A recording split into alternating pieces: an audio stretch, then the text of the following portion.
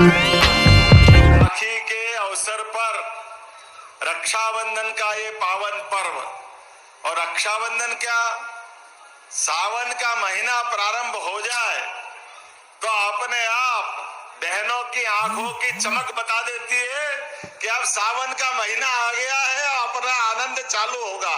जोरदार प्रणाम करता हूं, जोरदार ताली बजा के अभिनंदन करें बहनों का। आपकी खुशी, आपका उत्साह, आपका उमंग, और मैं यहाँ के प्रशासन और बाकी बहनों को भी बधाई देना चाहूंगा। क्या आनंद आ रहा था राखी बनाने की, क्या घोषणा हुई। कोई इस हाथ में, कोई इस हाथ में, कोई तिलक लगा रहा है, कोई नाक पे तिलक लगा रहा है, कोई गाल पे तिलक लगा रहा है। सब दूर से आनंद ही आनंद। होली, दिवाली, रक्षाबंधन एक साथ मजे ले रहे थे। नरसिंहपुर के अंदर मैं समझता हूं कि आज का ये जो आनंद है ये भूल नहीं पाऊंगा मैं। वाकई आपने जो प्रेम दिया, एक बार फिर आपको प्रणाम करता हूं।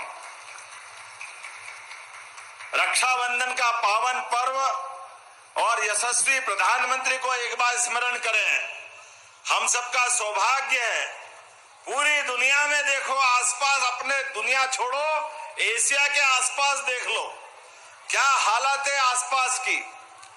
हमने अपने अफगानिस्तान को देखा है, जब तालिबान ने कब्जा किया तो हेलीकॉप्टर छोड़ो, हवाई जहाज में भी ऊपर पहिए से लटक के लोग जान बचाने के लिए भाग रहे थे, जान के लाले पड़े थे।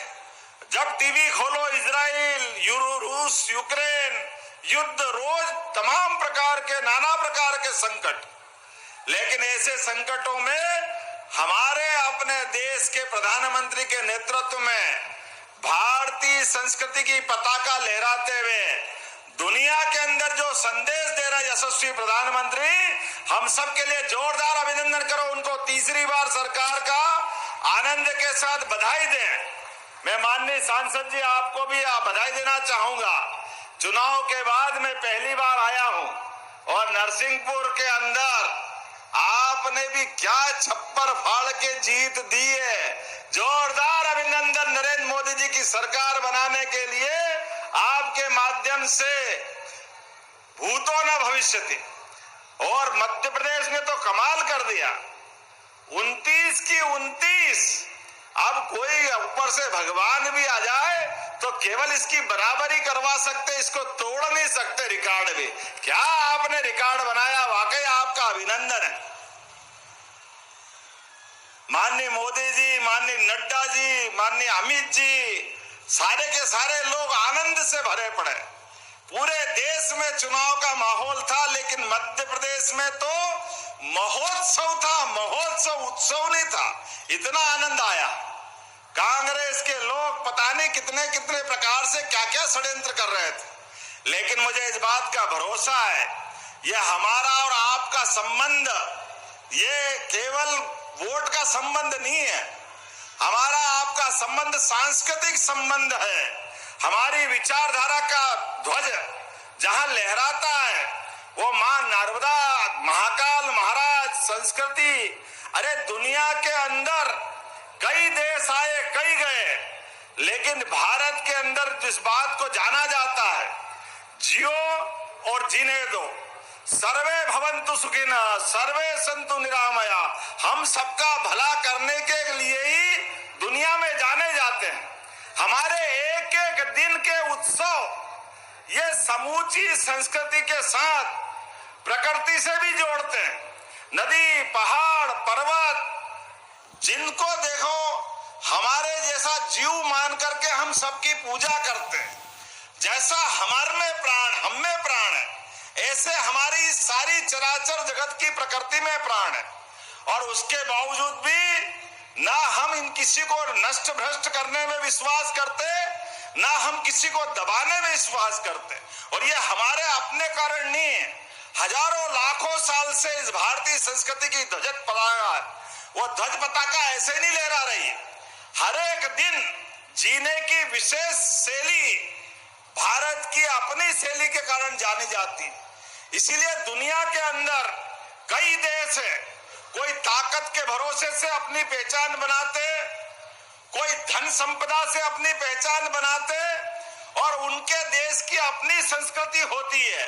लेकिन हमारी संस्कृति गरीब से गरीब आदमी के जीवन में भी धन की महत्ता बहुत नहीं है।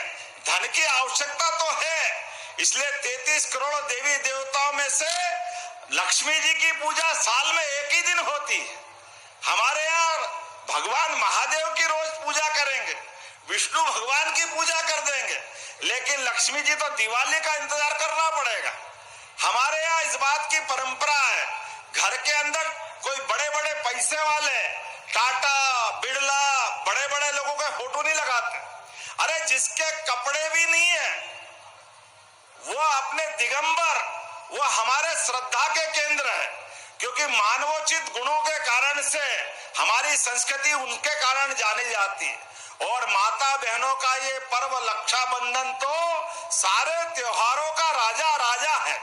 मैं बहनों को फिर प्रणाम करता हूं। बहनों के कारण से, माताओं बहनों की जो संस्कृति है, जिसके कारण से इस देश के अंदर सदैव हमारे अपने संस्कार हमको पुजाते हैं।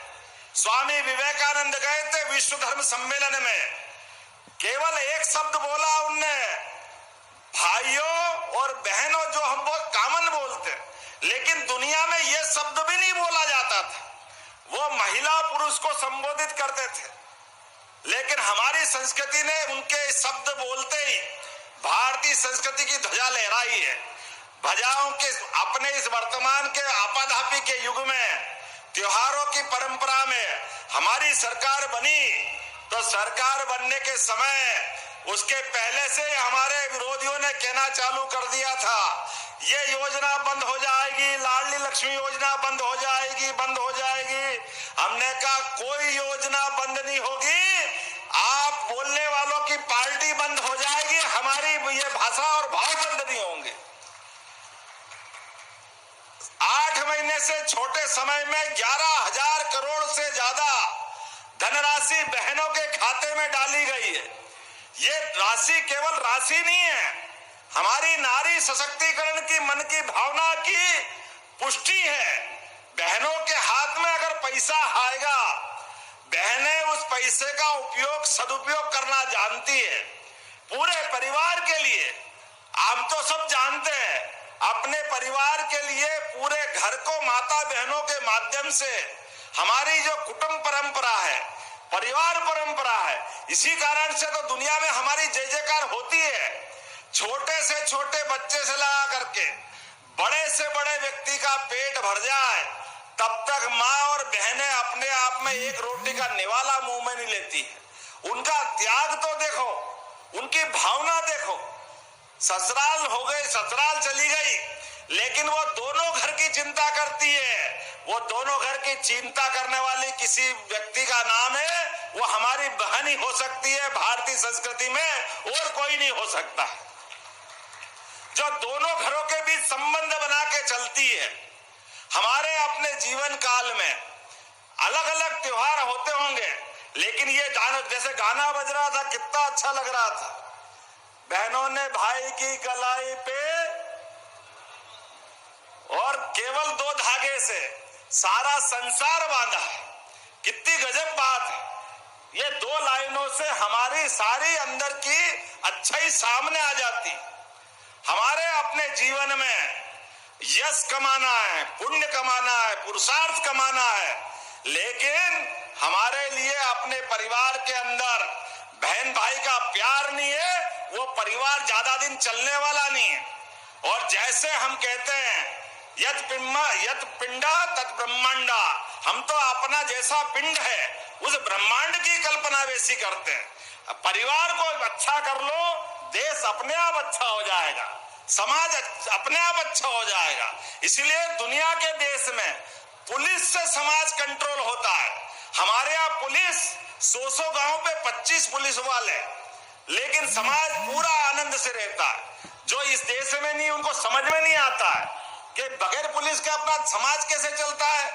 अब हमारे यहाँ से किस समझदार से पूछे तो बता देता है, अरे भाई समाज को चलाने के लिए पुलिस नहीं चाहिए, पुलिस चाहिए गुंडे बदमाश के लिए।